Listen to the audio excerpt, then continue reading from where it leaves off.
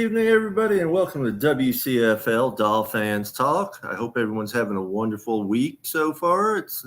It's a hump day. Everybody doing good out there? I hope so. Let's see who we got in the back room here. Of course, we got Mr. Winters. What's going on, everybody? Thanks for joining us this evening. What's going on, Papa Paul? Oh, it's hump day, the same shit, different day, different week. Right. I actually got to work on, so hold on for a second. Shoot. Well, let's bring on Mr. O'Hanlon. He's only here for 15 minutes or so. What's up, everybody? How are you? Good. Yeah, I got family visiting, so I can't stay all night. Yep. Mr. Tom O'Gara. Hey, everybody. What's up, Tom? How's the Wi-Fi in the house? We'll see how it goes in like 20 minutes. It'll just be like, we'll be talking, I'll be talking, and then it'll just start freezing. And I'm like, oh, God. Well, let's bring on Shake Money. Shake, what's up, brother? Shake. We're still waiting on. He's looking for the link. He just inboxed me and said, Did Paul send me the link? Have sent me the link already? On Messenger, tell him. He said on Facebook Messenger.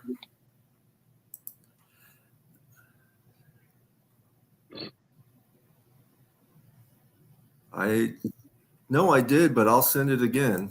Yeah, send it again because I just sent it to him. I said on Facebook Messenger. I'll be back. I'm gonna go grab a drink. But in the back room, meanwhile, we have another special guest joining us tonight for first time in a while.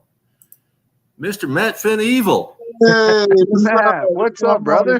Finn-Evil, what's up, brother? What's going on, everyone? How are you?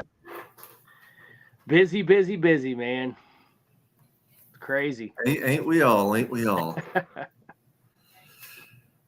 I appreciate you sending me the link every week. I bowl on Wednesday nights, and now the league's over. Now we're into high school baseball season, so we got rained out today, so here I am. Well, I try to send it to people that would like to be on. If they can make it, they make it. They don't. I totally understand. Family comes first. What's your average, Matt? I finished at 220 this year. Nice. That's good, Matt. My best was 198 average for the year. My best ever was 226. I don't even want to tell them. 299 10 years ago. Not average. Not average. Well, I mean, my average was like a 206, but I voted 299. So yeah, I miss it. I would love to come back, but I gotta find trustworthy people. That's the problem. I miss it too, but I just couldn't do it these days. It's like I want to go out and play golf some more, but I don't know if I can. My back and all hip can take all that again. Stop breakdancing, you'll be all right. At his age, breakdancing is breaking things. Exactly. Yep. Actually, at his age, breakdancing is just dancing. Yeah. No, breakdancing is just walking across this dance floor. Oh man. So I sent the link again to Ryan. He should be, message him. Again, if you want winners. But meantime, I guess the newest signing we have is Tierre Tart, if anyone wants to talk about him. Tom, Matt, because I don't know much about him. I mean, he's got good upside. He's young. He's got good hands, good lower half. I mean, he could be like one of the bargain bin diamonds in the rough type guys, possibly. I know he's a Florida kid. He went to FAU, I think. And that's pretty much all I know about him at this point. Same thing. I mean, they've brought in so many defensive tackles. A lot of them are probably going to end up just being camp bodies. They probably won't make the team. But when you lose Raekwon Davis and Christian Wilkins, you got to bring in as many guys as you can now, and maybe hit on a couple of them. And I still think they probably need to look at drafting one this year too. Probably a 2nd-round pick, maybe a 5th-round pick. I don't know, but at least they got some guys in house in case the draft board doesn't fall in their favor, and then they can go a different route then. Michael Winters is not there. Says, "How's all my brothers doing tonight?" Good to see you there, Michael. Yep, he'll be at my party next week, a week from this Saturday. Him and Papa Smurf and a couple others. I know Mona and Chris will be here, and real quick, I know there was. I want to bring up because I know the draft is all. Here we go. Here's Ryan right now. Hey, there we go. There he is. What's up, Ryan? I made it. What's going on? Not a whole lot, guys. Not a whole lot. Well, I'm happy to have you. We're happy to have you on, brother. Definitely, and definitely. Finally, it's been well overdue to have you on here, without a doubt. I agree. You know, I mean, this system sees me every morning. This sits right here at my computer every morning. So, Yeah, It Ryan, still took you this long. Ryan, plug your club. where's the aqua and orange beard? Man, it's you know, it's still there a little bit. It's Okay. it's fading out. It's fading out. Okay. I'll give you that much. I can't keep up with that all year. It's tough. It's tough I to keep agree. up on that all year. A lot of work. well, Yeah.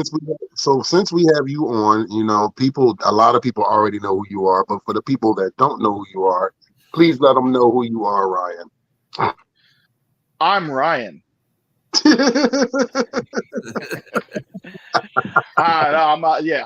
the president of the Valley Fanatic. We're located in we represent the Shenandoah Valley of Virginia and the Eastern Panhandle of West Virginia. We're roughly about an hour and a half or so from Washington D.C. And we got all our get-togethers over in Winchester, Virginia. We've been we're actually one of the oldest clubs in the country. Our fan club was founded in 2005 by a man you all know, Angel Ortiz, Yes. and a handful of others. My guy Dean, who actually now runs the Belfast Fanatics in Ireland, now that he lives over there. 2005 running strong. We have around 30 to 40 weekly active members during the season. Nice. And we do it. We do that thing. Yes, sir. Not only that, you actually helped organize a lot of the takeovers this year and the year before. With the first one, if I'm correct, was the Baltimore Beatdown. Was that correct? Yeah. Stephen Daniels and I organized everything 2 years ago for the Baltimore Beatdown, for Tua's epic 6-touchdown game. And that was the first time that he and I were working together on something. And then this past season, we organized the events in Baltimore, Washington, D.C., and Philadelphia. And he and I both look forward to doing a couple of more this year as well. Where So are you waiting for that thinking this year? schedule to drop. May 9th. So waiting for that baby. schedule to drop. We want to. So the whole point of doing Washington, D.C., Baltimore, and Philadelphia last year is because I'm somewhat local to the area. Up until the season started last year, Stephen Daniels, he lived out in Baltimore area.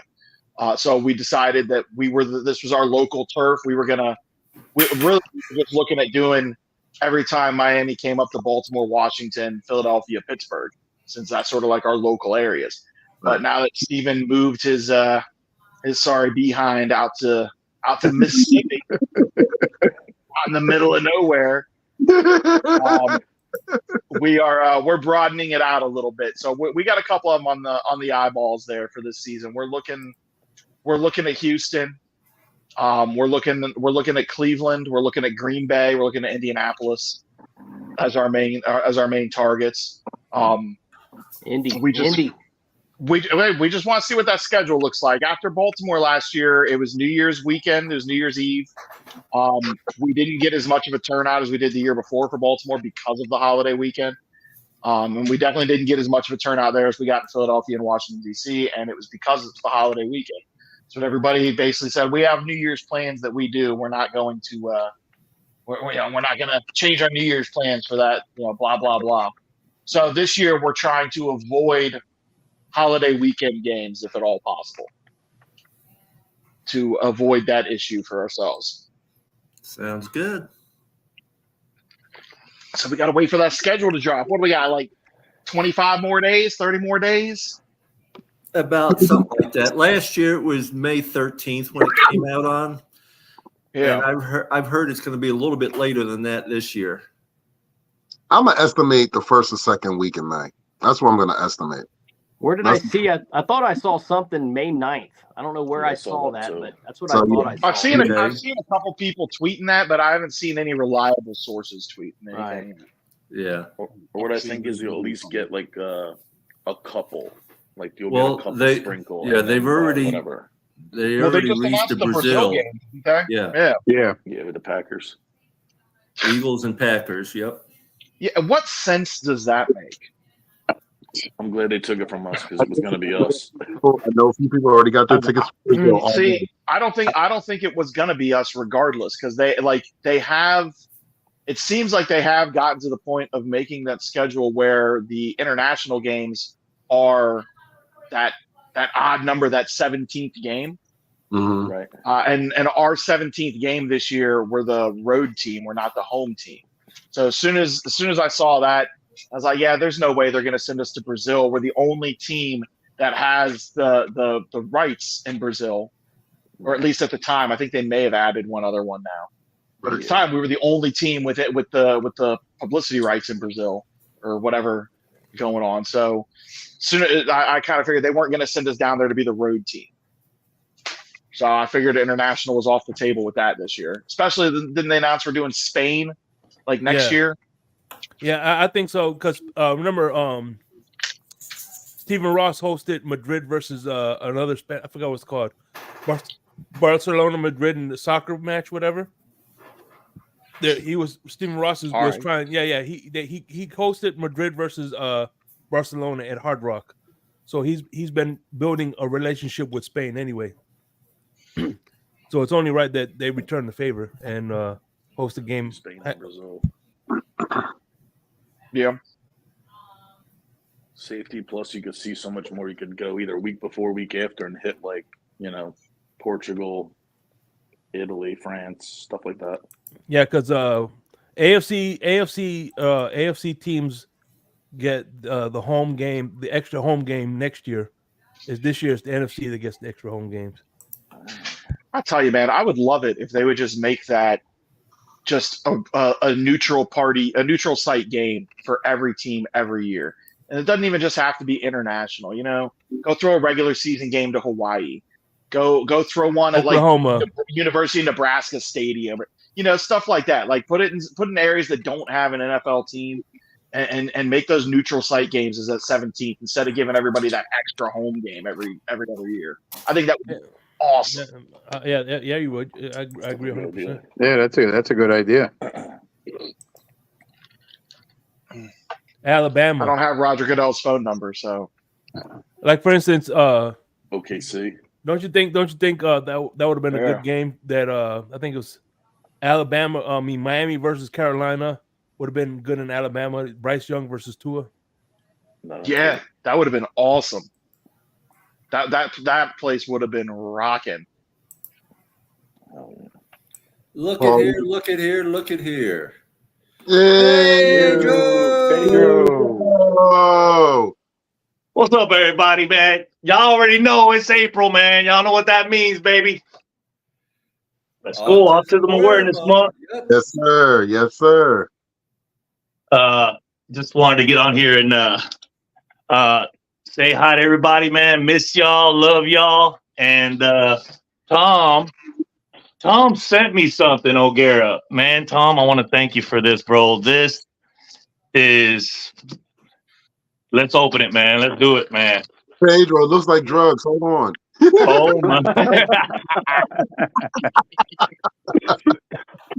All right, it's a jersey.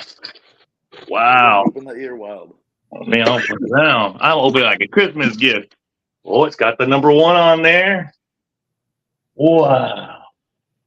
Is that Matt Turk? Whoa. That'd be a cool one. Wow, that's crazy, dude. Nice. Y'all seeing that? What's it say on the back, Pedro? Y'all need me to scoot it back or something? Or? I don't even know my camera's on. Let me see. All right, let's see. Can y'all see that? There you go.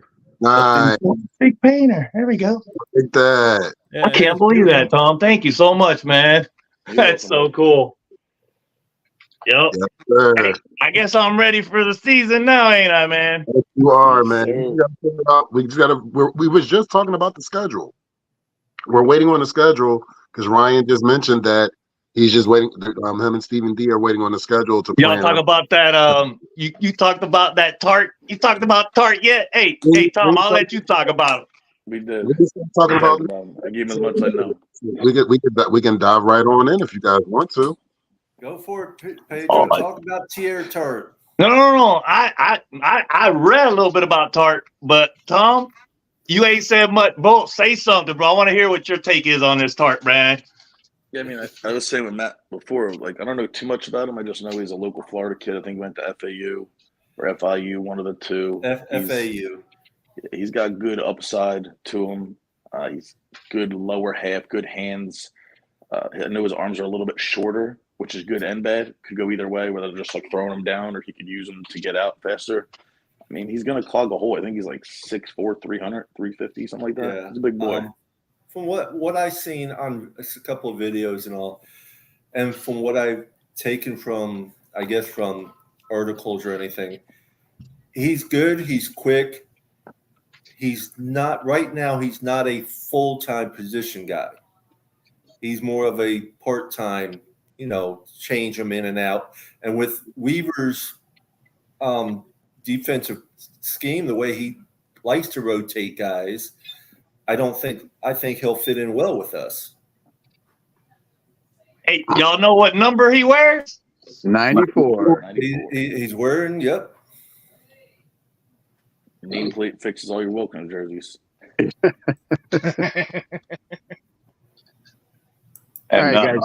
I got to jump on. I got family here. I just wanted to say hello to Ryan, and then Matt showed up and Pedro. So it's good to see you guys. Always, man. I'll see you guys next week. Peace, love, and Peace, fins love, up. and fins up, brother. Okay, brother. Family comes first. I'm not far behind you. Mine's coming back. Speaking of Mississippi's weather right now is atrocious. Mom was coming back from like a gambling trip or whatever, charter plane.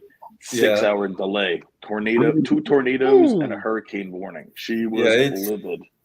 Yeah, it's man, real bad. that's that Mississippi weather.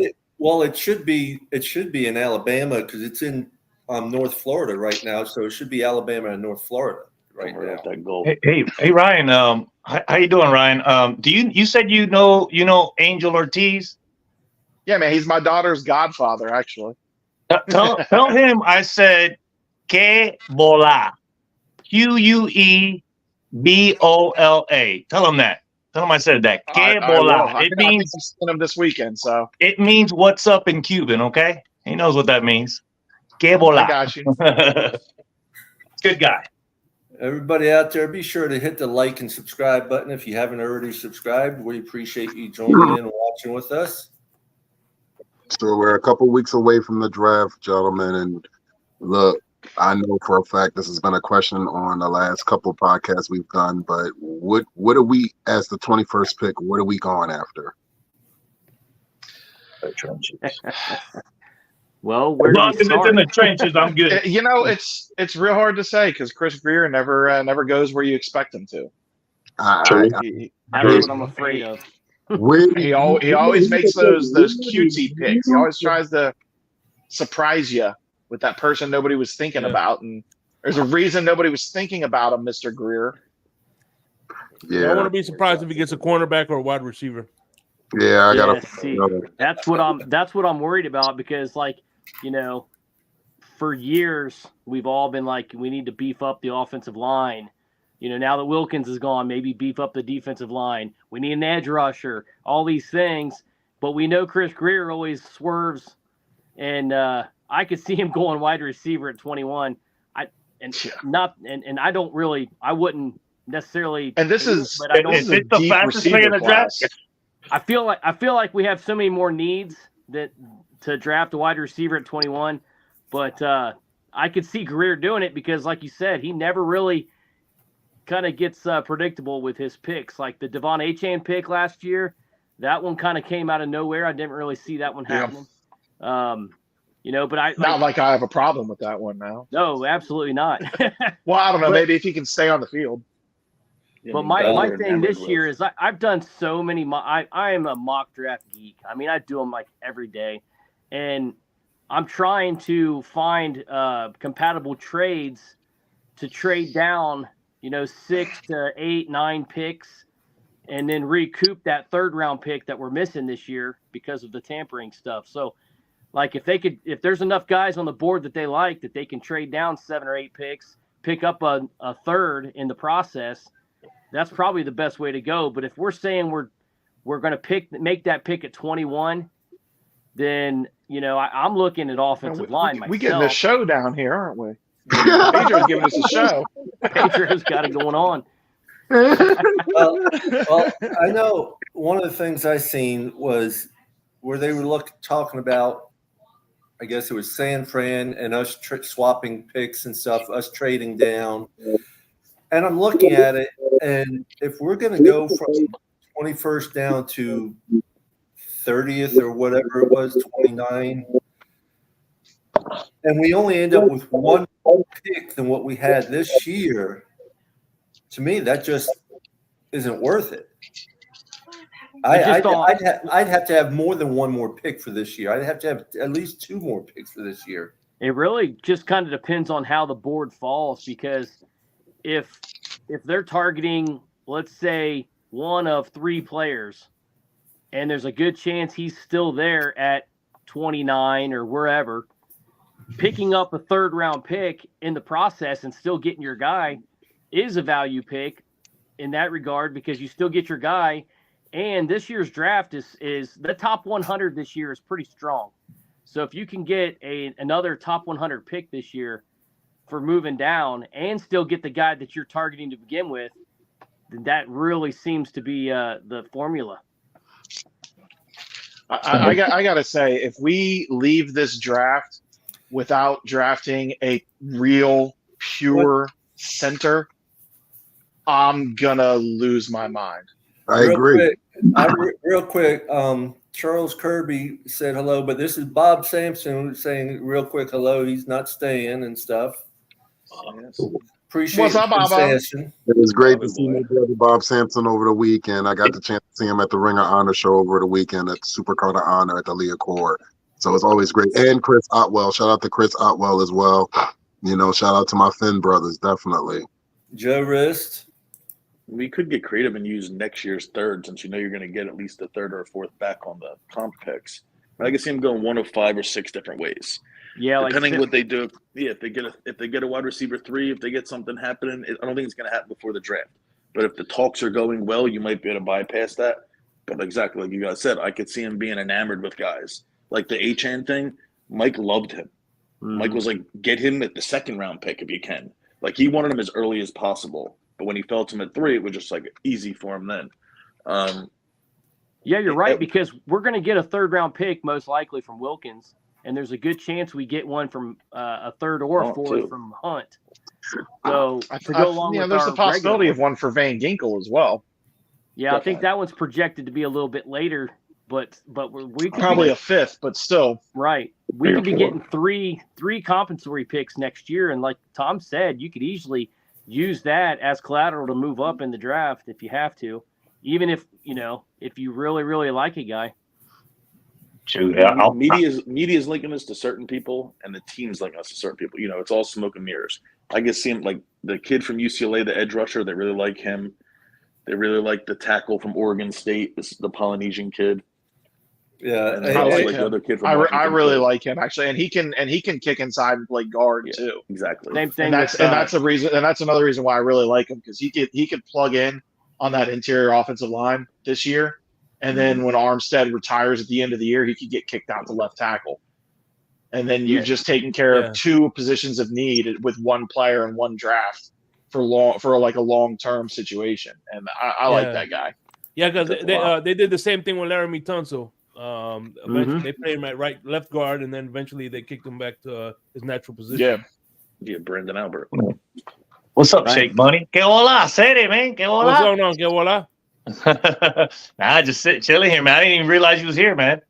I just want to talk real quick about the defense and how we was so injury plagued at the end, and also we need to talk about the other teams' drafts, because if the Jets move up and get better, and the Patriots start moving up and getting better, it's going to be a horse race with all four teams being involved, especially the Jets this season, in my opinion. There's possibly 10 win teams for 3 teams in our division this year, and that is concerning a little bit. But, let's finish our story this season like Cody Rhodes did at WrestleMania. And I'd be happy with that. Get a home playoff game, right? Yeah. And I want to say happy birthday to Matt Mahaffey's wife, Jen. Yes. Happy birthday, Jen. I'll pass it along. Definitely. Yeah, we're not going to sing in here because we'd be all out of tune. I also want to thank Ryan for this past weekend going to CSA and helping me out on my canvas for Waddle. I did not get that in the mail yet, but I will. No rush. I got the hardest leg left. That's going to take me some time to get that one done. Yeah, you do. For the record, Waddle loved that painting. That's sick. I was going to say that's how Phillips' reaction was too. Like, it was like right after it came out, and Phillips was like, yo, this is sick. This is sick. So like we had to give him the information, got him in touch with the guy who made it, and that's when he started doing the T-shirts or whatever. That custom mini helmet you sent me, Phillips loved that. Yeah, that came out good too. It's awesome. I'm scared because if y'all kept up with the Patriots, they lost a lot of close games, and they were like one possession. But Mac Jones, dropped the ball and didn't help them win. They could have easily had 4 wins more this season, and that's the way it goes in football. There's always 2 teams that move up and then 2 teams that move down in each conference, in my opinion. Go ahead, Ryan. Yeah, but with New England, you're looking at a whole new coaching regime and a whole new scheme, and they still don't have a quarterback. So Anybody see the Texans come out last year? Anybody see the Texans come out and do what they did last year? I don't see them getting anybody like that. And we saw what Dan Quinn did when he was head coach in Atlanta. You get these guys that get these head coaching jobs and fail miserably, like Dan Quinn did in Atlanta, or like Josh McDaniels did a quarterback in Denver. And for some reason, these guys get those second chances a few, 4, 5, 6, whatever years down the road, and they fail again. Like, they're not. Sometimes they are what they show us in their first at bat, and I get the feeling that's what it is with Dan Quinn. So I'm not really worried about New England. No, I think we sweep them this season too. Statistically, and Buffalo, without Stephon Diggs, what is Josh Allen? Statistically, we should be worrying about the Jets. That's statistically on paper with the moves they have made, and they're still making moves like we are as well. That is the team we should be worrying about. And that's Aaron Rodgers coming back from. He's not a running quarterback, so coming back from an Achilles for him, that's not a serious thing. I mean, it's not even on his plant foot. So, that worries me. They signed Tyron Smith. He's only played in 30% of the games over the last 3 years. He's going to be their blindside protector. I mean, granted, they'll be better, but it doesn't mean you pull all these guys together. Look at the Lakers when they had Nash, Peyton, Kobe, and all these guys. They didn't even make the playoffs, or whatever. You know what I mean? Yeah, but the Jets are picking pretty high too. They could grab one of those early tackles. Right. That are going to be like a day one starter, day one. A couple of those guys are going to be day one all-stars. Yeah. They should be thinking about next year, though. They have no backup plan. Again, they're all in again for the second year in a row. You have a 41-year-old quarterback coming off of a huge injury. You have no backup quarterback. Mm-hmm. I don't think they're worried about the future. They want to do it and be done with it. Bro, let us I don't think play they care the about Jets the week 1 right off the bat. Don't we play a divisional game, Tom, every year? Like because the Green Bay's They play playing in Greenland usually. Brazil against their division foe, right? The Eagles. It's Green the Bay? Eagles. No, they're not in the same division, right? Same They're in the same continent. division. No, Eagles. Now, Eagles in the East. usually week 2. Usually week 2 is the divisional matchups. Oh, Like all you right. get them So sometimes in week 1, but week 2 is almost always. who did we play start the season last year?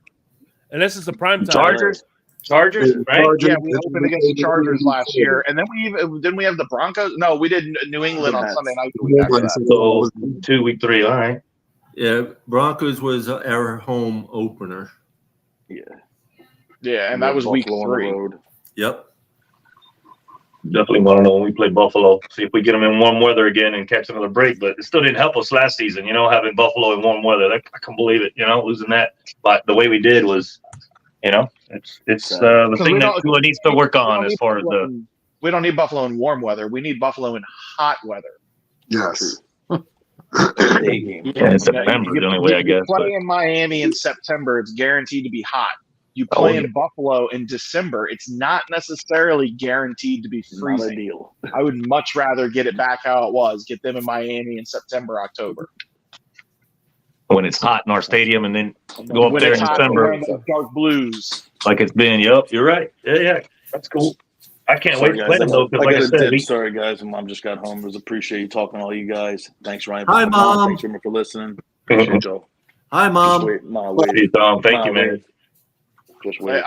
Later, Tom. I'll get that out to you this weekend. Yeah, no rush, brother. You're good. No rush at all. Thanks so much again. Good night, Brother Tom.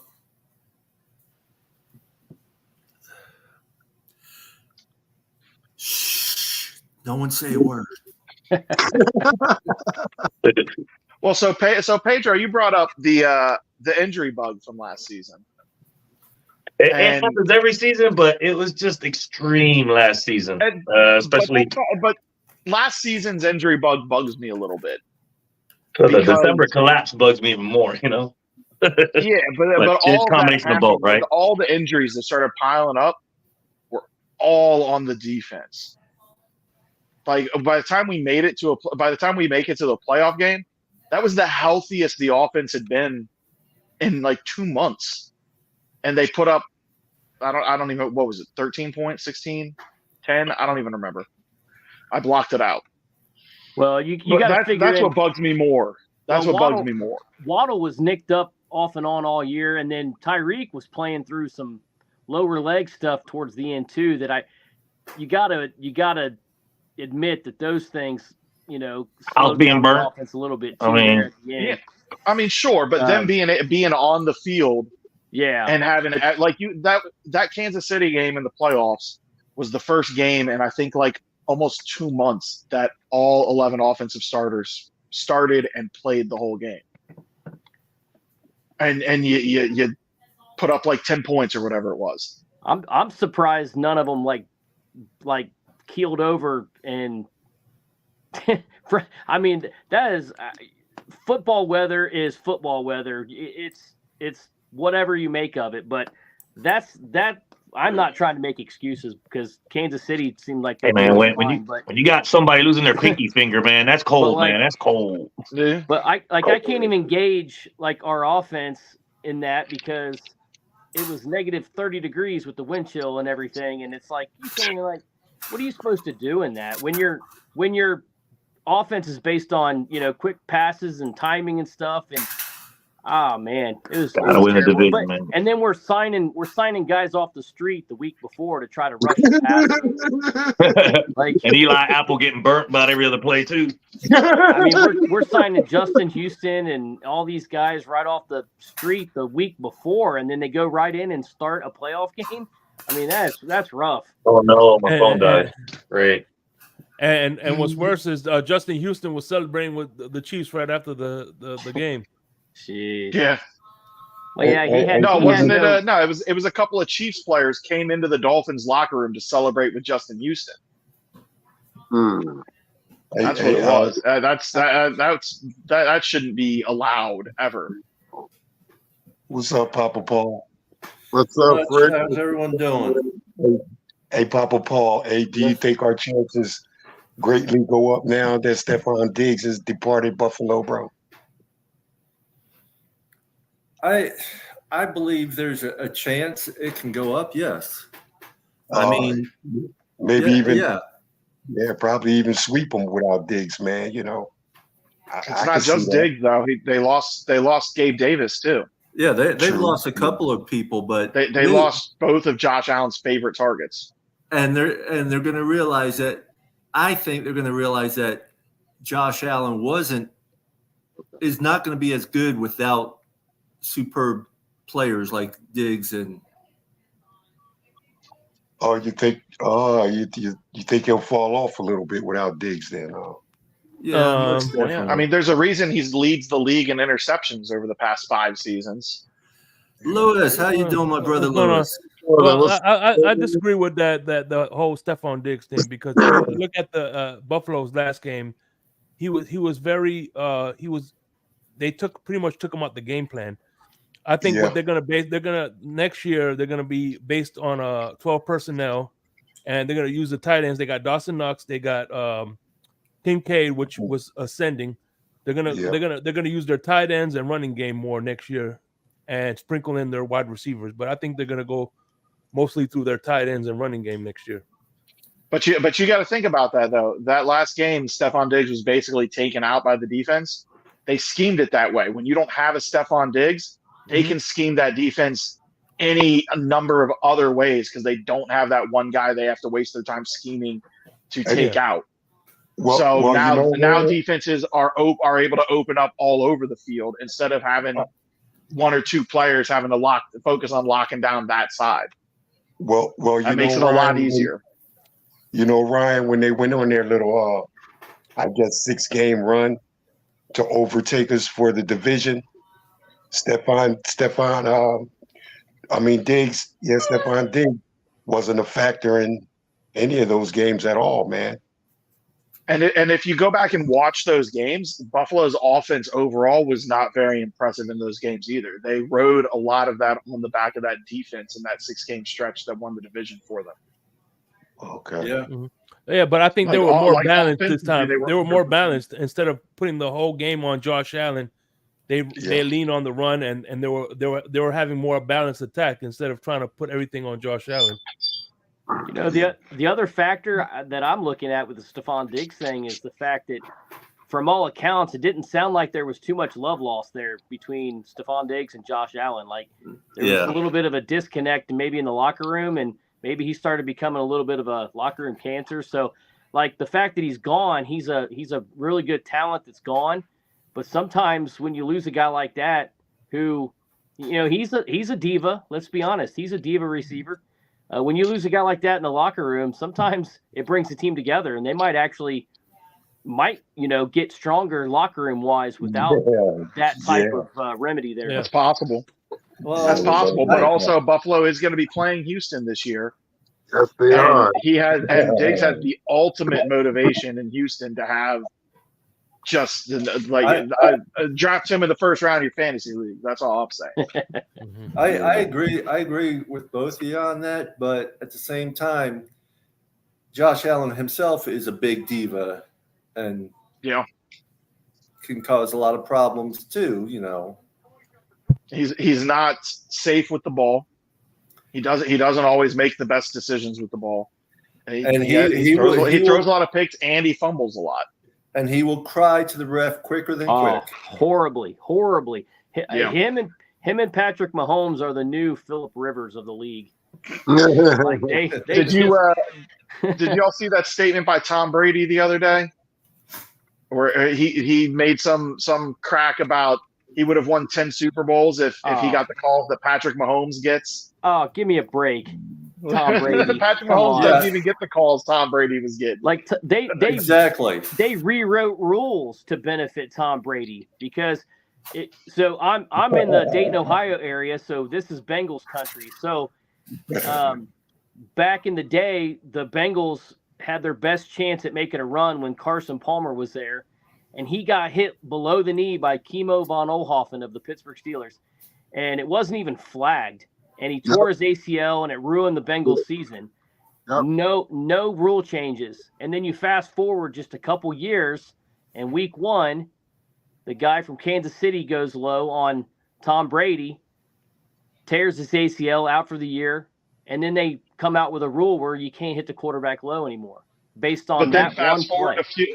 Fast forward a few years later, and Calais Campbell goes low on Ryan Tannehill. Right. And there's no penalty. And there's no penalty, no flag, no punishment, no nothing.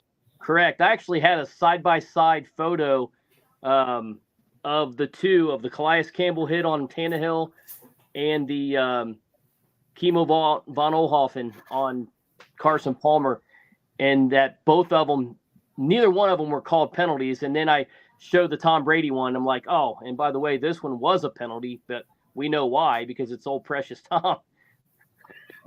Hey, Papa Paul, let me ask you this, man. Like, with the signing of Jordan Poyer, do you think the Dolphins picked him up, man, as a as a good piece that fits in there, or do you think maybe they did it for that inside information deal, man? That fans tend to say, "Oh, well, we got him for some inside information." You know what I mean, man? You know what I mean? I know what you're saying, and I mean, I think he's a good piece. I'm hoping he balls out against when we play Buffalo. As far as inside information, that can happen with any player anywhere, really, if the player wants to be that way. Yeah. Okay. It's not necessarily, because in my opinion, I mean, if a player is leaking, goes from one team to another, and he's telling the other team all about the previous team, and he doesn't pan out for the team he just went to, he could get notes put on him by other coaches, hearing from him that he's just going to let you know what everything is, even though he's not very good. Okay. And he might not get picked up again, in my opinion. It's like blackballing. He could be blackballed, and anybody could be. And they did pursue Jordan Poyer last year as well. Yes, they did. Yes. Oh, okay. He had a down year in Buffalo this year compared to what he had done his previous seasons. So and he signs with Miami on a 1-year sort of prove it kind of deal.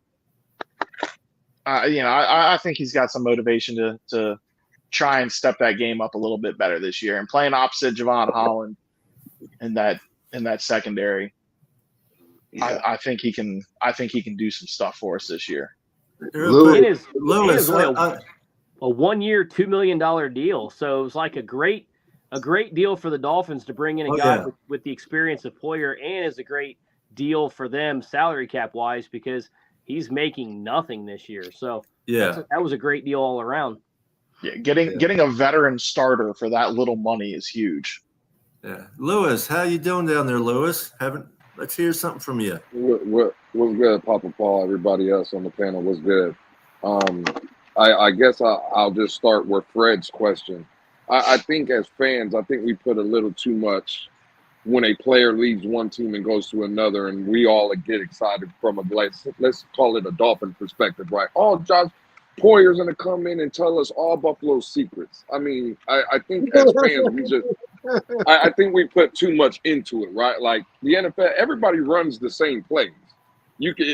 Everybody runs posts, everybody runs go routes, everybody runs out routes, slants. It's all the same thing.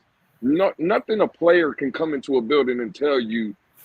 What's more is when the Dolphins, let's say, are watching film, right? And Jordan Poyer can say, hey, look, when they usually do this, or when I was there when they did this, this is what's coming. I think that is more impactful, what he will be able to do when they're sitting in like meeting rooms and they're going over what Buffalo is doing. But coming in and just saying, well, Josh Allen in the morning, he likes to eat Lucky Charms in the morning, and then he goes out. Like, none of those secrets matter, right? Like, if the players are doing their job and watching the film, that's what's going to help us against those upper echelon teams. And I'm not saying we're not doing that. I'm just saying from a Jordan Poyer perspective, I think that's where he'll come in. Not so much giving us secrets, but just some pointers here and there. Hey, if you see this usually this is what's coming. Right.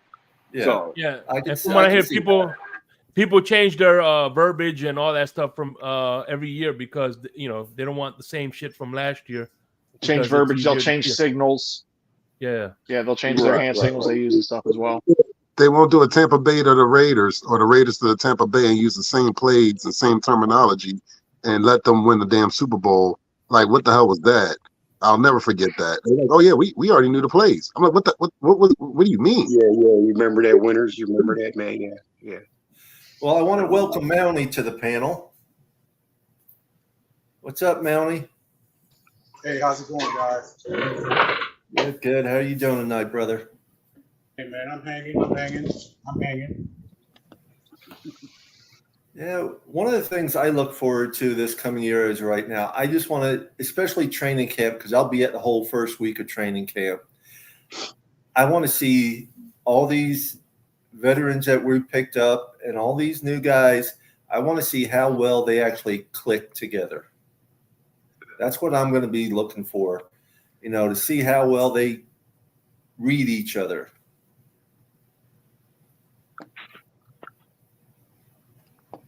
Yeah, I don't think they really start to mesh together, man, till I'd say maybe a quarter of the season into the season.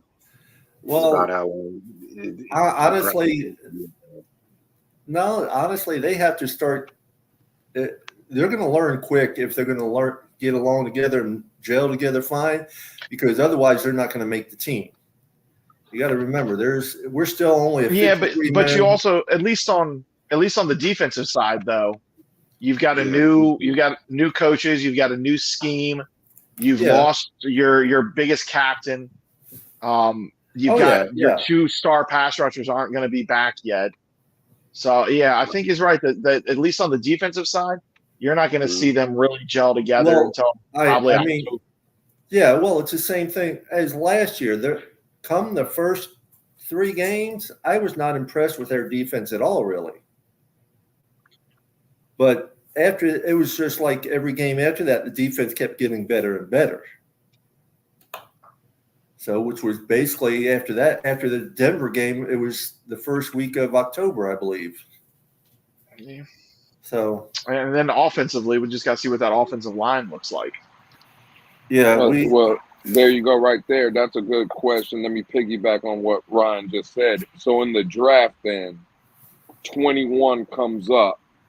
I think there's going to be multiple players on the board, no matter what position it is, that Miami's going to have a high grade on. I think for me, the draft don't even start until pick 4, because ultimately I think the first 3 picks are quarterbacks, right? So the draft really starts at 4. Where does everybody's mindset with the 21, if Miami does make that pick at 21, what is the mindset in everybody? Like, what do you want to see as far as if the pick is made at 21? Is it offensive line, defensive line, pass rusher? Like, what is it?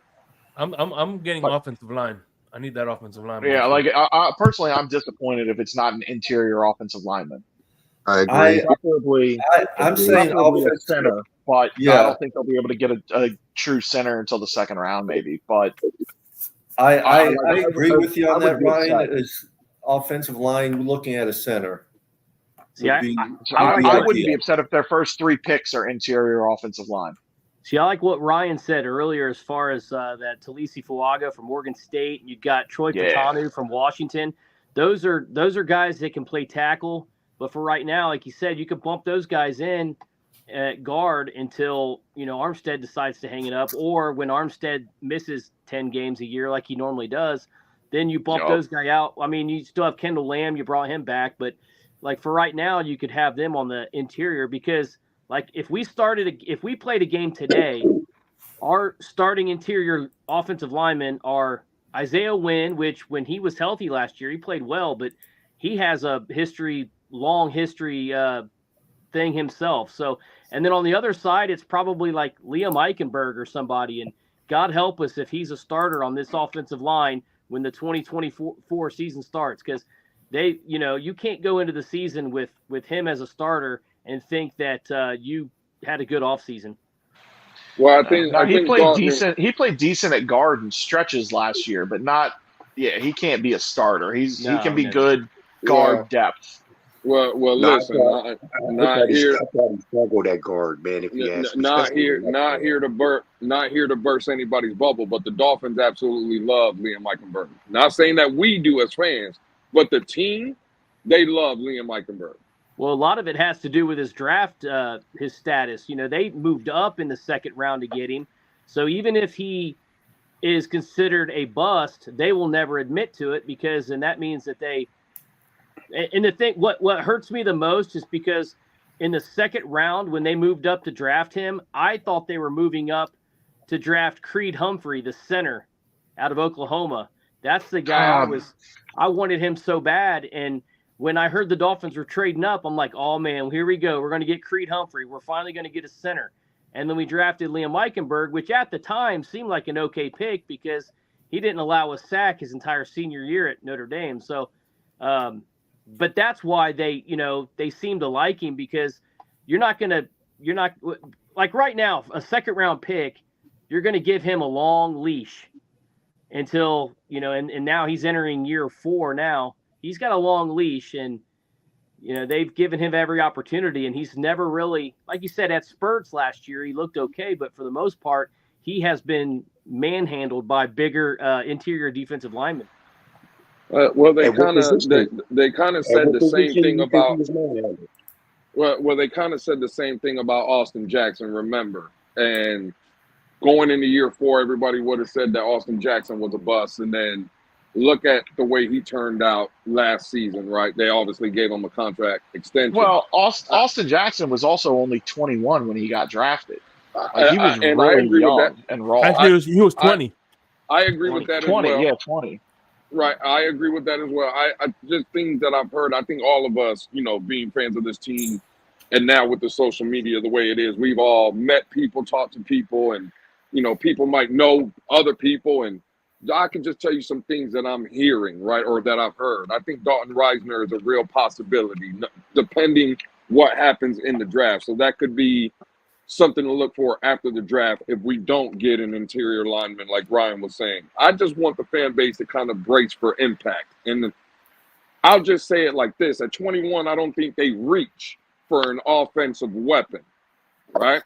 But if the right guy has fallen, if the draft board, and it happens every year, we look up and pick 8 will be somebody that nobody ever heard of, and we're like, damn, why did that happen? And if there's the right guy as an offensive weapon, as a wide receiver, let's say, I just believe that Mike McDaniel, this is being his first year as a Dolphin head coach to actually have a first-round pick. I would not be shocked at all, gentlemen, if, again, we've always cried about offensive line. We know maybe going into the season, our 2 starting pass rushers not on the field. There might be some edges that are available for us. I'm just saying if there's the right guy, and I've heard there's 2 or 3 people that the Dolphins really love, right? If those guys are there, and again, this is just my opinion, no matter what offensive lineman there, pass rushers there, they will go get that offensive weapon.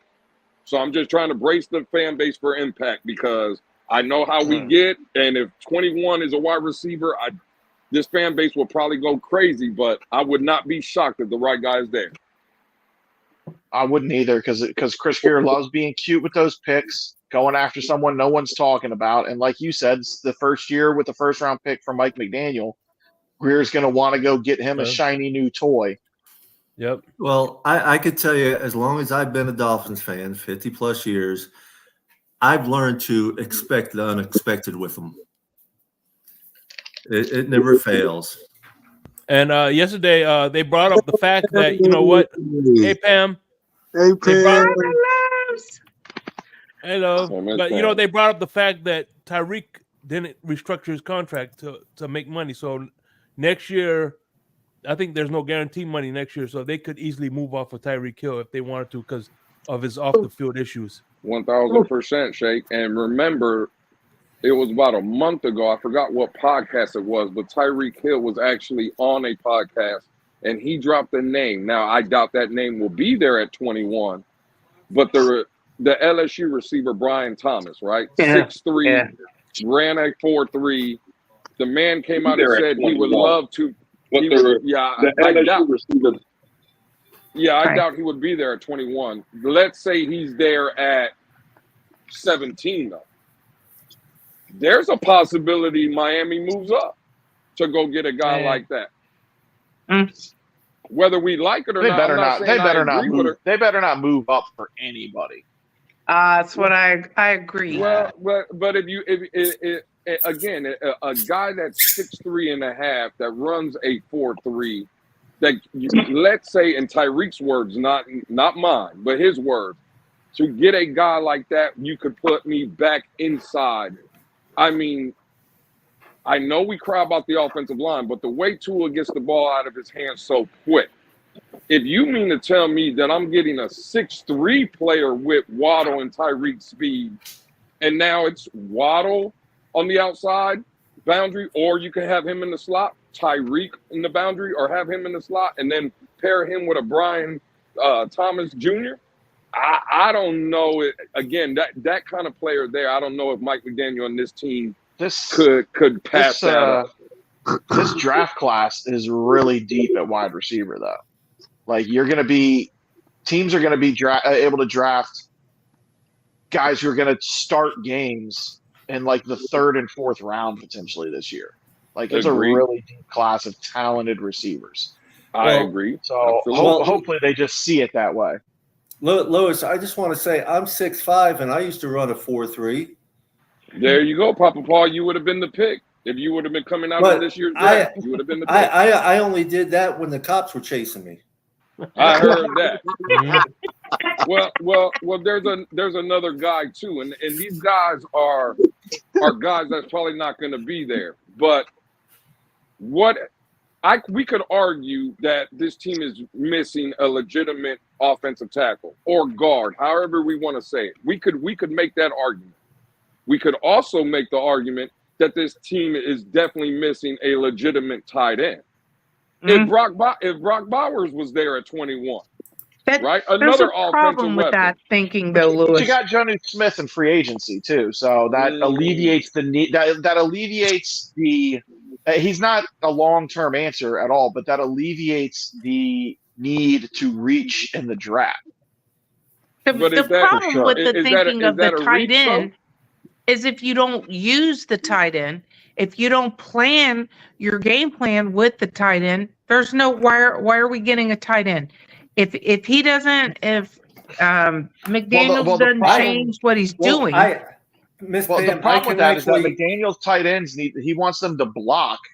And when you've got on your roster, you got a couple tight ends who can block but aren't really great route runners. And then you have one tight end in Gesicki who was a great route runner and great pass catcher but couldn't really block. You're not going to get the full use out of the tight end position in this offense when you have that on the roster. You need to get the right guy on the roster. Both of those tight ends were great in the end zone, and they weren't used in the end zone. Both of them had hands, could have been used in the end zone. And when you look at I don't know that I'd say great. Real quick, Ms. Pamela, I can answer that for you in a fact of what I've heard in 2 notes recently. No, not in 2 notes, but what I've heard recently. When McDaniel was at San Fran, he did not use tight ends his first 2 years. His 3rd year is when he started using tight ends. This is his 3rd year with Miami, and each year he added something new to the scheme. So they're looking at the fact that he's possibly going to add a new thing to the scheme this year, which could be the tight ends. Could be. Hey, how many tight ends are on this roster right now as of today, man? 4, 3, right? 3, I think. Yeah, 3? It's 3. It's Jonnu Smith, Durham Smythe, and actually there's 4. The guy we just got from Kansas City as well. 4. Right, but we just picked him up. And Jakeem Grant. Hey, what about the guy Connor? Is Connor one of them? Connor who? Tanner Connor? Tanner Connor. Yeah. The guy with the double whitest name in existence? Yeah. Is he still on the roster? Oh. Yeah, he's still there. Oh, man. Yeah, he's still there. I tell you, the first time I heard that man's name was in that preseason game. Skylar Thompson completes a pass to Tanner Connor. I'm like, oh my God, the whitest sentence ever said in the history of football. And Tanner Connor, remember Tanner Connor, Full House and Roseanne. Yeah. There you go. Wow. I don't think it was Tanner Connor though. None of those. That's 5 tight ends, man. That's 5 tight ends, man, on the roster. Yeah, but none of those tight ends give you anything. Again, listen, Durham Smythe and one of my own TG Color will argue with me to the day he dies, right? Or to the day I die about 80-something% catch radius and stuff. Yeah, but it's 3-yard catches. Oh, trust me, I'm in that argument with you. Like I got a 9-year-old son right now that goes 5 yards away from me and won't drop a ball neither. Like that's not impressive to me. So it's not the 3 yard. It's the percentage of catch. It's the percentage of times that he has thrown the ball and catches the ball. His percentage is the highest on the team, and you can't argue that. It is what it is. But the routes he's running doesn't really speak much for what he's catching. Like it's about quality, not quantity. Well, here's the thing. If you're not catching the ball, it doesn't matter about your route. Towards the end of the season, when his yards went up, he was running more routes. He wasn't running these little simple routes either. This was also the first team Smythe got as much playing time as he did because he was the starting tight end on this team, so he had a lot of time on the field. And he started to get better as the season went on. He started doing things he had not done previously. I would agree with that. But you don't want him to be your number one. Absolutely. Listen, I would agree. And to Shake Money point, I would agree with that as well. He was running different routes under, let's say, Brian Flores, right? But he still can't run the whole route tree. It's not he's either gonna stay into block, he's gonna chip and then release to the flat, or he's gonna sit in a zone, run 4 or 5 yards, turn around and catch the ball. Though that's basically what he is. And I just don't understand. Like when Mike Gesicki was here, everybody told me, well, he's a one-dimensional player because when he's on the field, the defense knows it's a run or it's a pass, right? Because he can't block. And that's cool. That's a great argument. But that's not his fault. I mean, the coach needs to change it up. I'm not making – but Ms. Pam, see, it's easy for us to say the coach needs to change it up. But if Durham Smythe can only run 2 routes, I mean, what can you change up? That's all he can do, though. You can't just say, Mike McDaniel. And when Gesicki can't block, how much of the play calling can you change up? You can't leave your running game exposed to a guy that's gonna just get plowed through. Yeah, you're just hamstrung at that point. No.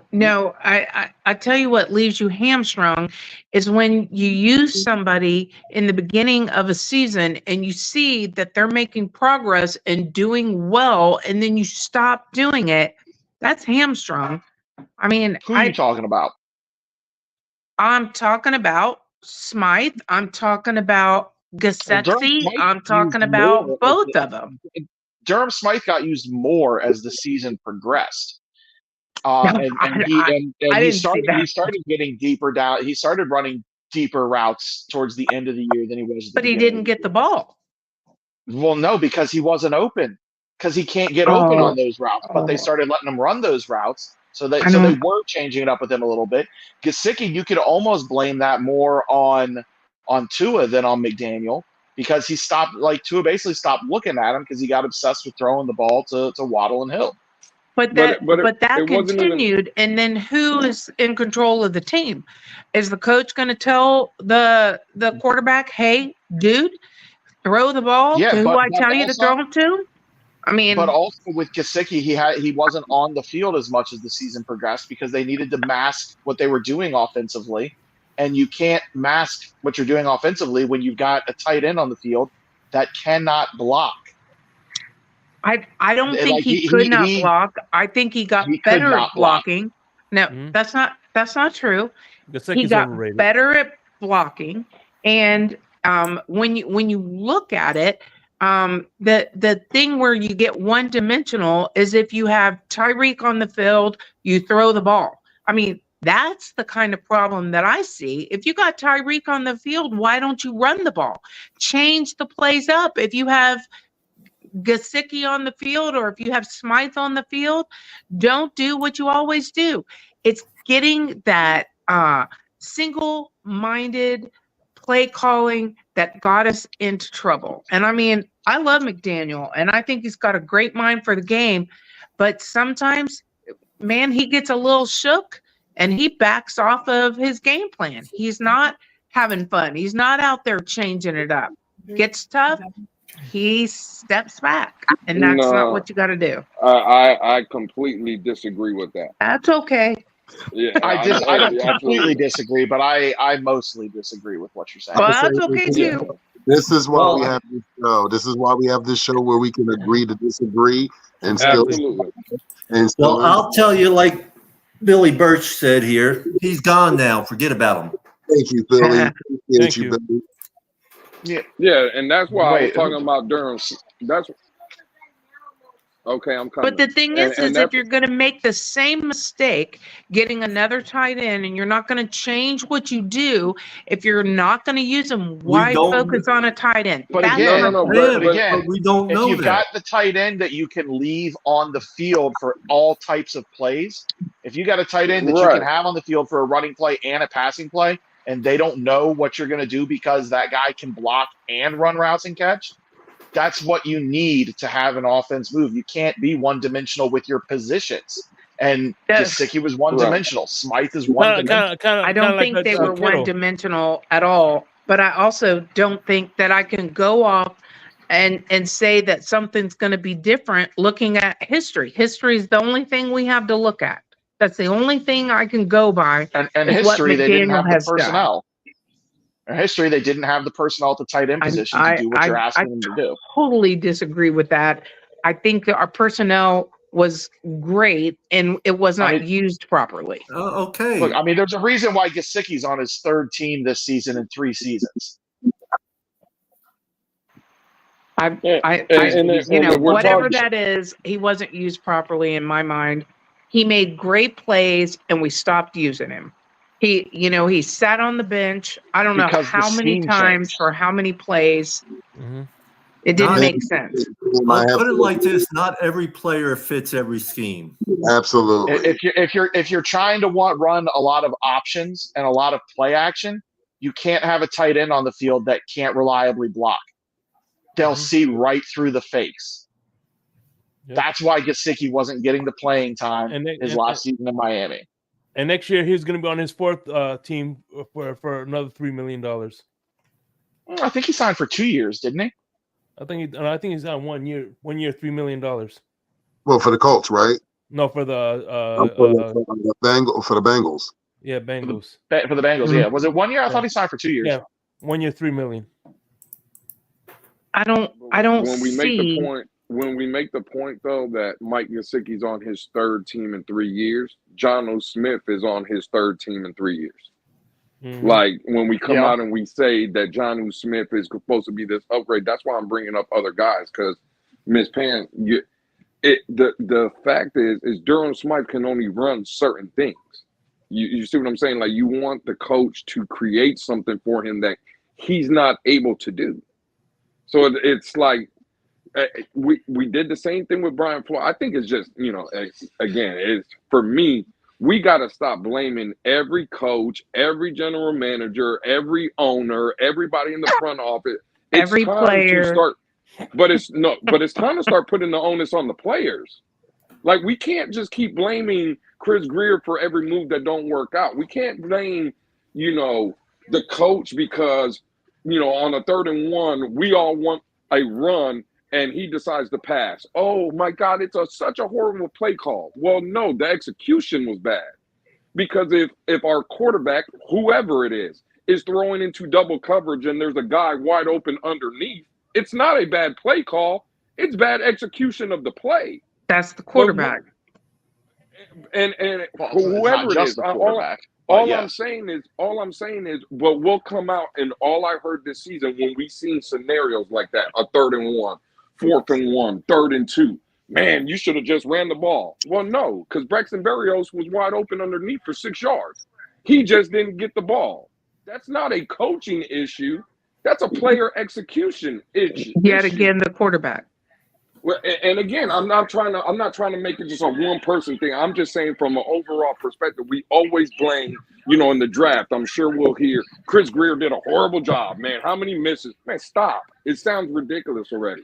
Like, oh, we want the coach to do this and he needs to do. No, the players need to execute. That's been the biggest problem in Miami. And we, as a fan base, we always do it. We always look to blame somebody and not put the onus on where it really lies. Well, it's on the field in between those lines. Yeah, I think there's and to your point, Lewis, blame to go around. To your point, Lewis, they always bring up those bigger games at the end of the year with McDaniel's play calling and such, but those are the games also where Tyreek's dropping balls, Waddle's dropping balls, Tua's fumbling snaps. And who wasn't dropping balls? It's execution Smythe? all over. Smythe dropped balls too. And Smythe also doesn't get open more than 3 yards down the field. Is good for at his percentage, 3 yard or 70%, whatever it was. Not going to get you highest down the percentage field. on the team. Highest. I don't care about his catch. I don't care about his catch. Nobody catch percentage does not matter.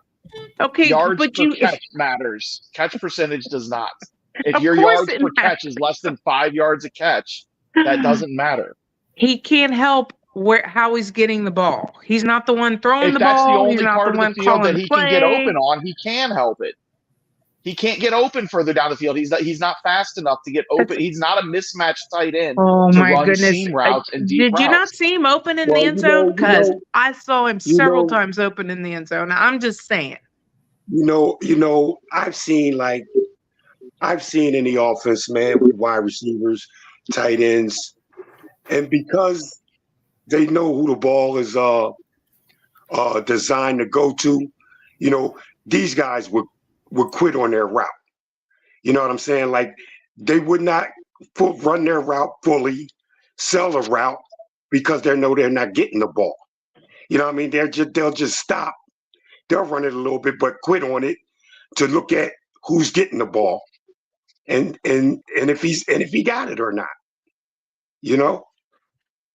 If the play's not, if they know it's going to a certain wide receiver, they're just not running the route all the way out and completing the route. They're just looking at the guy that's supposed to get the ball. So, that's how they do. That's a sellout as well. Like when you're looking down a receiver the whole time, I mean, you have to be open to the fact that you might not go to your number one read, right? Like you have to do that. So I mean, I think our least problem was the talent of our tight ends. Our biggest problem was not opening up the playbook more to look to Berrios, to look to the fullback, to like why I mean seriously, how many times? By the way, Durham Smythe averaged 10 yards, so it wasn't no 2 or 3 yards. Thank you, Chick Money. Thank you. It's good yardage. That's great. Yeah, that's a first down. Right. If I'm not mistaken. But those numbers are misdeceiving. Okay, now they're misdeceiving. Go post moving. Well, because if we throw on the film, show me where Durham Smythe is running 10 yards and catching the ball. I guarantee you that average of his catch, right? He's running after the catch. And why that is because let's say in a zone defense, when the defense is playing zone, if I'm sitting by myself in a zone for 6 yards, I can cut up the field and catch another and run for another 3 or 4. Or if I'm in line blocking, right, and I chip at first, like I'm looking like I'm blocking, and then I just release to the flat, and there's no one around, and I catch a 3-4 yard pass, and I cut it up for 6 yards, there's my 10-yard average. I guarantee you there's not a lot of 10-yard out routes by Durham Smythe. I guarantee you there's not a lot of 10, 15, 20 Because yards. he's not on the field a lot of times. Well, prove it. He's on the field a lot. He was the starting tight end last year. He was the number one tight end in this offense last year. This man was the third leading receiver for the Dolphins. The third leading Absolutely. Right. And again, I'm not trying to shit on Durham Smythe. I'm really not. And as I said before, Durham Smythe improved drastically as the season went on. But he's still not a number one tight end. Okay, and he can't be the number one tight end this year.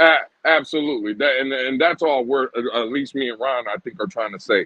I'm not trying to take a dump on Durham Smythe. I like Durham Smythe, right? I think he should I be a want part him of on this this team. team as our number 2 Right. tight end. I think he's Yeah, a but- great number 2 tight end in goal line Yeah. packages and big tight end packages. I think Right. he's great to have on the Yeah. field. I The only But he thing I don't I- want to see us go big Yeah. with a big pick on a tight end and not use him. The only That's thing I'm that's pushing my back thing. on is I don't think they're going he's to. doing these 2 or 3 yard. He's doing 2 or 3 yard routes every time. That's the only thing I'm pushing No, back on. I've seen Smythe catch seam passes, man, 10, 15 yards down the field, man. I've seen him do it. And wide It's open not a in the whole end bunch. zone. It's not a whole bunch, but he has done it, man. He has done it. Well, again, Fred, and that's fine. No one's debating that he I mean, has done. Devontae Parker's done it. Right, Doesn't mean exactly. it's I was just reliable. about to say, Fred, we all know you're not the biggest believer in Tua. We've seen Tua make some incredible passes, though, right? But you still don't believe in him, right? Tua's made some passes. Quarterbacks make. I'll say that. Okay, so then right there, Durham Smythe runs some routes that most average tight ends run, right? Mm-hmm. That's all Yeah. we're saying. That's all we're saying. Durham Smythe is not what everybody makes him out to seem, though. He's just not. And if you look at some of the offenses that West Coast schemes, right? Mm-hmm. Look at some of the tight ends. Look at what they got in San Francisco with George Kittle, right? Look at the father Shanahan, where the West Coast system was kind of adopted, right? Shannon Sharp, a Hall of Fame tight end, a guy that could do multiple things, run multiple routes. That's not Durham Smythe. And he was a Durham good Smythe blocker is- too, by the way, just so you know. I mean, to compare He's a now, great look at San Francisco with George Kittle. That's almost Absolutely. an identical offensive system to what we're running. George No, Kittle we're not- was we're- the talent that this we're There's not- offense a we're not gonna- huge we're not gonna difference compare in him the with number George of plays that Kittle is given. I mean, because there's a huge difference in the Because he number of can plays run Kittle is different able things. to be on the field. I'm He can not do sure it you all. can say that because he's not had the opportunity. I don't know how you can say that. How many years has Smythe been in the league? 4. I don't know, It's four? Mays Gesicki. He was drafted with Gesicki, so I think this is going Yeah, on him and year Gesicki 6. were drafted the same year. Yeah, I think this is Same going on year draft. 6. Yeah, year 6, I think. He's had his time to show if he can do something more than what he has done. He can't do more than what he has done. He is a number 2. He can't Well, do this is more his than first- what this he's is given his- on this the is his first. field This of is play. his first year as a You have to starter. earn you have to earn your plays. You have to earn your plays on the field by How do playing you well the earn week them if before, you're by not given the practicing well opportunity? over What 6 more can the man years. do He to hasn't have the earned his highest opportunity. catch percentage in the game? Remember, this is his on the first year team. as a starter. Gesicki was the starter the first 4 years. Hey, Yeah, Ryan. Gesicki He was was the starter the second first 4 years, but or even third. but 2 years ago, Smythe played more snaps than Gesicki. Hold on, guys. And Hold on. still He had like 300 hasn't yards. done what you think he can do. He All right. can't do more than what he has done. Okay, let Dolphins talk. I wanted to welcome Webhead to the show. What's up, Webhead? Hey, welcome in. Hey, Miss Pam. Hey, What up, Lou? What's going on? Papa Paul. What's up, Shake Money? Ryan, what's Irvin good? was good. Chilling, bro. What's up? Chilling. I just came into this during my conversation. Sounds entertaining. Appreciate having you on the show, man. What's on your mind? Nah, man. I kind of had this conversation about Durham Smythe a couple times the past week. Durham Smythe he is what he is. I mean, he's a good run blocker, right? And he's decent pass blocker. With his ability to block, he does a good job coming off the line and running routes from there. And he has the versatility, be using the backfield and stuff like that. Even though he's a very dependable pass catcher and he is a good route runner, he's not a threat after the catch. He doesn't really offer you anything in yards after the catch. He doesn't really offer you anything. He's not really a great red zone target. Our tight end group didn't even catch a touchdown this year. We were 32nd in the NFL in yards after the catch. So I think that's why they brought Jonnu Smith, because he brings a whole new dimension to this offense, which has been missing in this tight end group, which is the yards after the catch, right? And I think he's more versatile in terms of you can use him in the backfield. He can take handoffs from the backfield. You can You know, he can be used in the slot. He can be used out in the boundaries. He's a decent enough route runner where he can create separate, attack leverage and create separation, like finding soft spots in the zone. I think he gives you more in terms of like a higher ceiling than what Durham Smythe can do. You know what I mean? Like Durham Smythe is a good guy to get open, become a dependable pass catcher, but he's not the playmaker that Jonnu Smith can be in this offense, which is why Mike McDaniel wanted to, why he mentioned to Greg Olson, the Fox broadcaster, saying that what the next evolution of this offense is the tight end position, and that's why he brought in Jonnu Smith. Now, not necessarily is Jonnu Smith the answer. I don't know. They've been looking at tight ends. When they go to the Texas Pro, they've been looking at tight ends. They've had a couple tight ends over. I think what was this tight end? They had another tight end that they had for a top 30 visit. I don't know if you guys know him. He's kind of like a hybrid tight end. He's kind of like H-back type of tight end. Well, can we say this, man? Can we say this, like, with Waddle and Hill on the field at the same time, like, the chances for any tight end being targeted is drastically low. Getting targeted. I think this year is gonna say a lot about that. You can't do that because they're who this offense is designed around.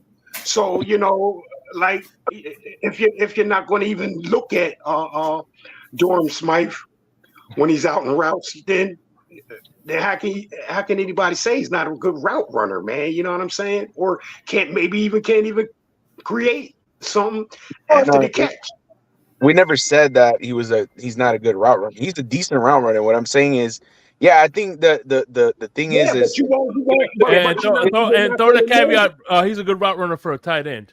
But he's a decent route runner for a tight end. Right, but here's the thing, though, it's not. Tua historically has never been a quarterback who's used the tight end. He's been, he usually wide receivers more than anything, right?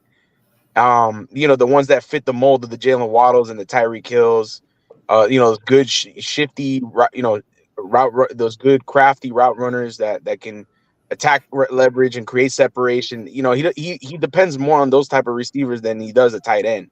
So I think in this offense, I think this offense has a bigger need at that wide receiver 3 position.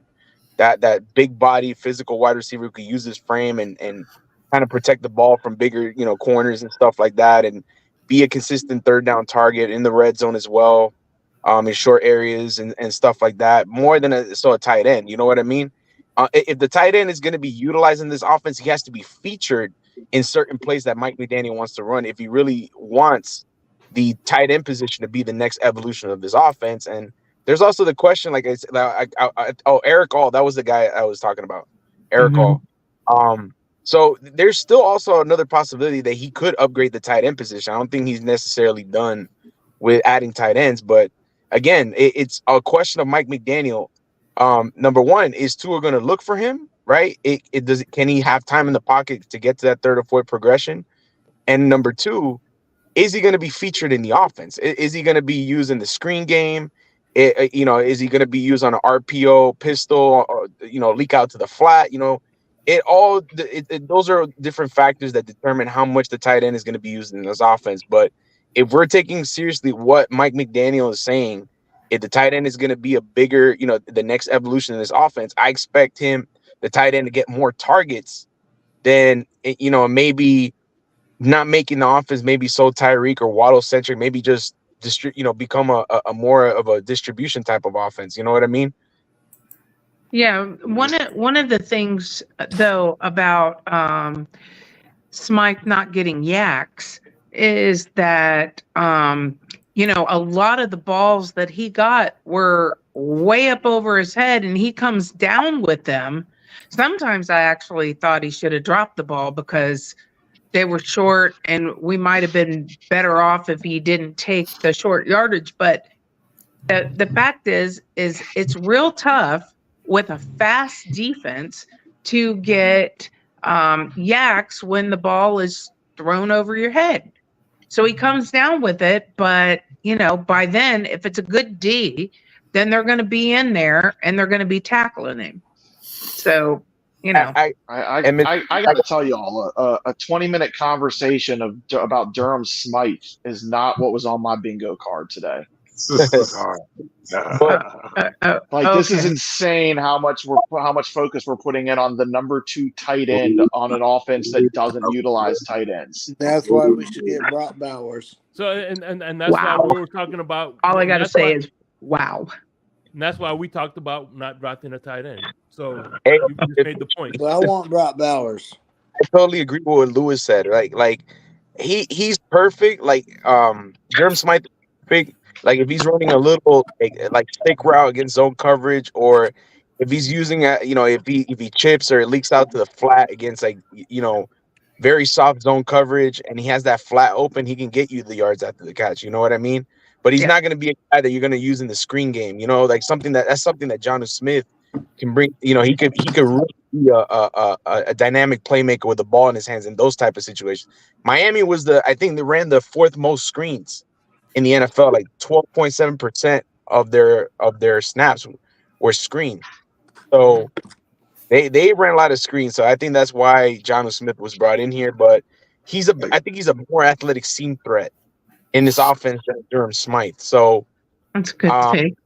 You know what I mean? I think he'll offer you a better option in that thing. But again, it all depends on the quarterback. Is he really going to look towards the time? That's my point. That's my point. It's actually, I love when everybody says it's the quarterback. Actually, it's the coach. Then it goes to the quarterback. So actually, it's McDaniel dialing something up. Right. Then it going to Tua. So with that being said, yes and no. I would like to move on. I would like to move on because we are going to be on probably for another half an hour. We're probably going to wrap it up at 10:45 tonight. Yeah, for sure. So I would like to move on to at least one more topic before we wrap it up. Yes, I agree with you, Winners. We're going to move on to. We're going to forget about the past. We are looking at the future. We are looking at. I want to talk about the players we have signed. And what we are looking at as far as who we would really like to get from this point on. Yeah, exactly. No more Christian Wilkins talk. That's right. Oh, don't even spoon. Don't even Mr. Spoon. I need another. No disrespect for that man getting his bag, but he ain't worth the bag he got. Oh Lord! Of course, that's what you think. I need another edge guy. Brian. What's that? I second that. I need another edge guy out of the draft. I mean, the way I look at it is this: the draft. The way I look at it is this: we talked about the draft. We got to see within a couple of weeks what McDaniel and Greer and those guys got dialed up. I'm praying. We're all praying that they make the moves that we want them to make. But the question mark is are. And don't be surprised. This is what's going to happen, and that's where I'm at right now. I wouldn't be surprised. Yep. That's the main thing. Is it is the coach, and that's what I was saying from the beginning. Is that he needs to use every tool that he has in his bag, and not get one-dimensional when stuff gets tough. That's what I want to see him do, because he's a guru in my book. I think he does an amazing job when things are going easy. When things get tough, sometimes I think he gets stiff in his play calling. I want to see him stay loose and have fun. Do like you said, Winners, do what we think he ought to be doing. Exactly. I mean, what it really comes down to is I'm with Ryan or with a lot of these people, a lot of you guys saying, let's go work on the interior. The interior wins you the Super Bowl. I tell everybody that all the time. The interior wins you the Super Bowl. The interior gives you the extra couple seconds, like Papa Paul says every week. The interior gives you that timing routes and the dynamics of the game, of the way it should be played, and our playbook be executed to the way it should be. So the interior wins everything, even on either side of the ball, defensive or offense. Yep. So I think a big thing that we need to focus on too on this upcoming season is the fact that the majority of the offensive players, especially the skill players, are all the same. They're coming up on their second and most of them third seasons in the Mike McDaniel offense. That includes, most notably, Tua. This is the first time ever, as far as I know, that he's been in the same offensive system for 3 consecutive seasons. And this is the first time also ever, as far as I know, that he did not spend the bulk of the offseason rehabbing from an injury. And he's focusing purely on getting physically better and mentally better in the offense instead of having to rehab a hip or a midsection or a lower ankle, lower leg injuries or concussions or whatever. So you've got a quarterback who's progressed every season that now actually is a full off season to focus purely on progressing further on his game, combined with most of the offensive players being in sync in a third season in this system. I think that this is the year where everybody's going. This is where we'll see what Tua's ceiling is, and this is the year that I think we'll see what Mike McDaniel's ceiling is. I think we're going to see both of those ceilings this season, and that's where I think they should not give Tua the contract now. They should wait. I mean, if anything, let him play out the year. Let him play out the year, and if worse comes to worse, just tag him for the next following year, and see how things roll. I don't even think worse comes to worse. I think they should let him play this year, and then also definitely tag him next year. I don't think they should offer him a contract till he can prove 3 seasons of playing healthy, not getting hurt, and playing at a high enough level. I can see where you guys are coming. Hey, Mountie. Hey, MCJB. Hey, guys. What into his game would you like to see him progress more, man? Or, take the next I want to see him progress. Winning the games I want to see him matter. progress more in his abilities to progress. I want him to do his progressions better through his options on the field. He's really good at reading his first 2 or 3 options very quickly, but I want to see him read his first 2 or 3 options quickly, and if none of them are open, he makes his bad decisions when none of his first 2 or 3 options are open by the time his drop back is done. I want to see him be able to look to his 4th and 5th options. Right. Or I don't back. even think he can read that far. I think he's only reading his first, maybe second option. No, I mean, if you watch him during his drop back, it's all about the play. He's only got 2 seconds, basically. Well, it depends. If he's doing a nice little 3-second drop back, then he's reading 2 guys. Yeah. He's reading Hill and Waddle, and that's it. And he's throwing the ball as soon as he sets his feet. But when he's got that 5 and 7 second drop back, he's reading at least to his third option.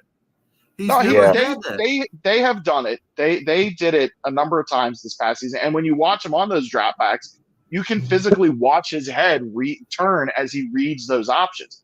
The problem is that he only reads the first couple Ryan, options I once. I disagree with that, Ryan. I think when he turns his head, look, it's just to move to safety because he knows he's coming back the other way, bro. That's it.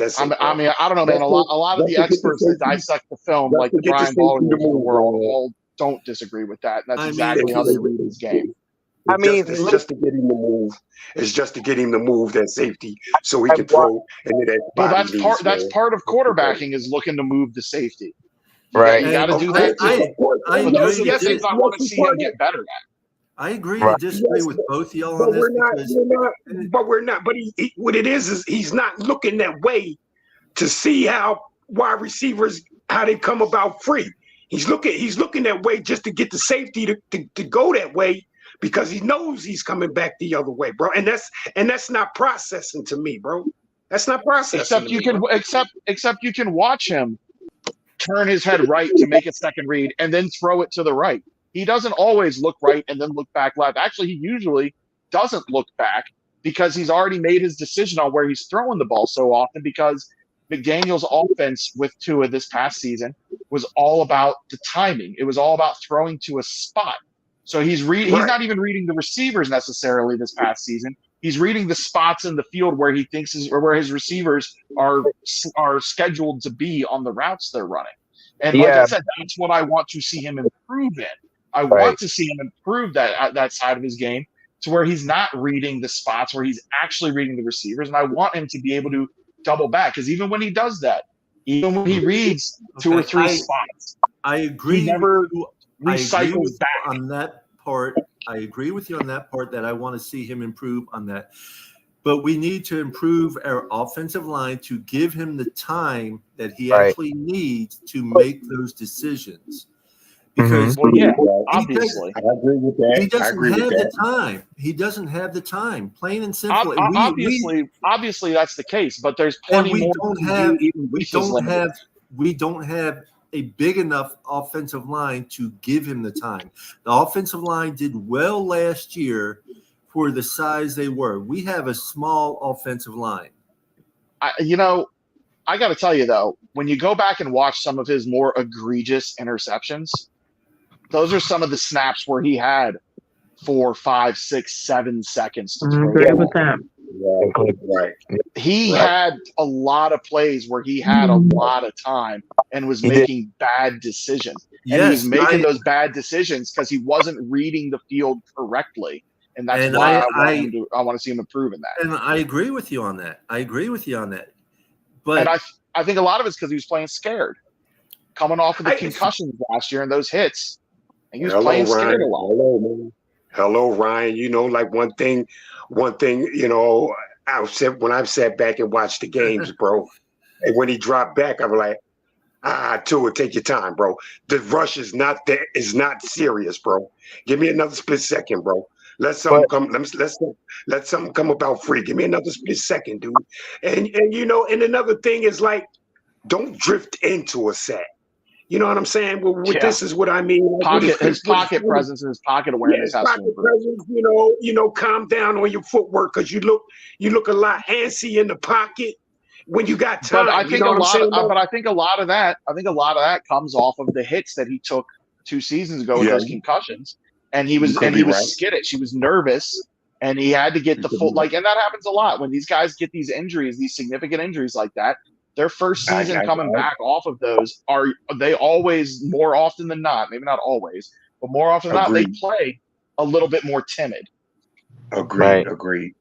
I think what Tua's problem is, right? Because the whole point of the motioning, right, now is to know the defense pre-snap. It's pretty much to know what the defense is doing pre-snap. So when you see the motion, it helps Tua know if the defense is in man or in zone coverage, right? So when he's in zone coverage, that's when he's more throwing the spots. Like if he knows that the defense is in man coverage, he's doing more of leading the receivers.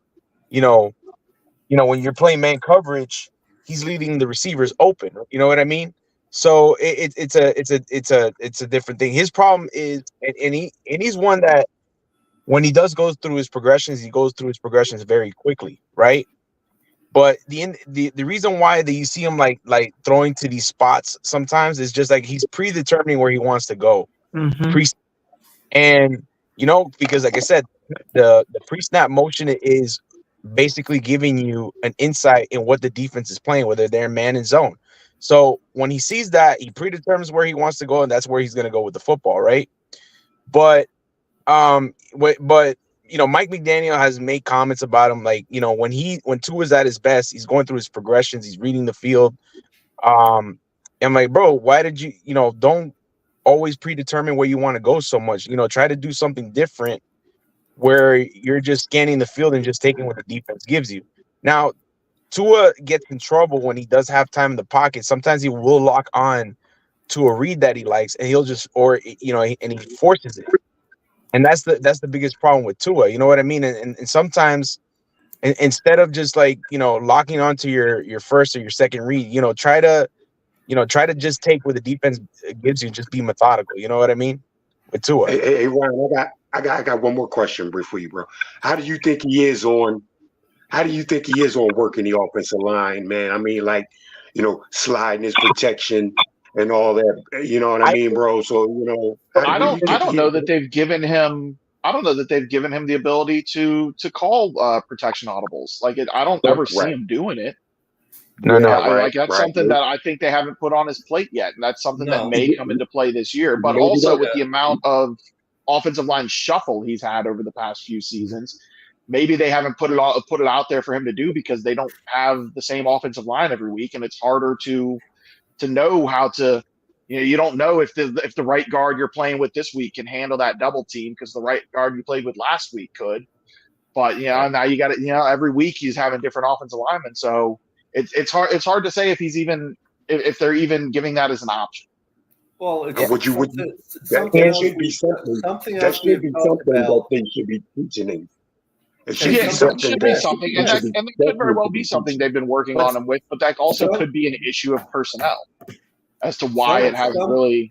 Something else that was brought up about that is with the length of McDaniel's plays, there's just really no time for him to call an audible. I think by the time they get ready to hike the ball, there's only huge, Papa Paul. That's true. That's true. That is huge to me. Especially the style of motion they do with Tyreek or Waddle sprinting for their motion. They're expecting to snap the ball with them still moving. That's not actually giving you the option to see what the defense is doing based off of the motion. That's not allowing the defense to see where that receiver is going to be coming from and getting them a leg up. So they're not running those kinds of motions to identify the defense as often. Yeah, I agree with that too. I agree with that. I think the center. I think Mike McDaniel prioritized the center, doing a lot of the calls on reading where the mic is at. Seeing what he's the one that's reading the fronts. He's the one that determines where he has to slide the protection based on where the pressure is coming. I think that is mostly the center's responsibility more than it is the quarterback, because Tua has to make sure that that pre-snap the receivers run the proper motions, right? Or whoever's responsibility is to run that motion and make sure everybody's properly aligned where they're supposed to be. So I mean, and if that is the case, that's a problem as well, because you had Connor Williams for the past season and a half at center, who never played center a day of his life prior to that. So he wasn't very experienced at reading defenses and helping call line audibles and stuff like that. And then he goes down and you get Liam Eichenberg, who knows even less about it. So if you're relying on these centers that they've been working with to do that, that's an even bigger problem. Yeah, but that's just my theory. I don't know. I'm not, I'm not saying it's a good theory. Yeah. Because I've never been, because I remember when Peyton Manning and I don't think many picked up on this, but Peyton Manning was just Saturday called that line. Yeah, and I think Peyton Manning was asked Tua on the Monday Night Football game when they had him, when Eli and Peyton had him on. They were asking him a question about how do you identify the mics? How because there was one thing that Peyton Manning used to he took notice that he didn't know what Ray Lewis was doing pre-snap, because Ray Lewis would be doing something, but he was actually disguising something else. So he asked Tua, how do you read the mics? How do you slide your protections? And I didn't see Tua giving a complete answer, but I don't know. I just thought that it was I didn't really see Tua give a lot of people really liked that episode of the Manning Cast with Tua, and I was underwhelmed. Yeah, I was underwhelmed with when they were talking actual football with Tua. I was underwhelmed with his responses and interactions. Folks, 15 minutes. We're wrapping it up in 15 minutes. Or we can start now. Absolutely. 2-minute warning. So who would like to start? Hey, I'm at 9% battery, so I ain't making it 15 minutes. Ryan, do your thing, brother. Give your last words, Ryan. Let's hear your last word for the night. I think I've said my piece. Well, Thank you. Thank you for joining us. You're more than welcome to come back anytime you want. Hey, you know what? I do have something actually. Just keep posted on social media, guys. I'm working on. I'm sure most of you are aware that Mark Angelo out in NorCal, and Jason out there, they do their big annual picnic every year. I am working on doing a traveling East Coast version of that. Okay. I'm hoping to have the first one of that be this July, and trying to get that traveling every year and having different East Coast fan clubs hosting each year. So keep your eyes open on social media. I should have something more to say on that concrete within the next couple of weeks. Well, you can count WCFL in, Ryan. Appreciate that. You have a good night, brother. Peace, love, and fins up. Peace, love, fins up, All right, Ryan. y'all. Take it easy. Take it easy. Well, Mountie. Hey, what's going on, y'all? I just been listening so far. I was a little preoccupied. It's always great to be up here, listen, whether I'm listening or interacting with everybody. But look, hey, Tua, I'm telling you right now, this is just how I see it. The dude was a number 5 pick. He was amongst the nation's best when he came out of college. The guy is looking for probably $50+ million a year. Listen, you got to have eyes for everybody. I'm sorry. You can't get locked in on 1 or 2 receivers. That's just what $50 million guys do. So it is what it is. I agree with you. Good night. Good night, Is that Mountie. Peace, love, and fins up. Yes, that was Mountie. Peace, love, fins up, Mountie. Good to see you. Fins up, y'all. Good Have a good night, brother. Webhead. Nah, man. I appreciate the conversation. It was a good conversation.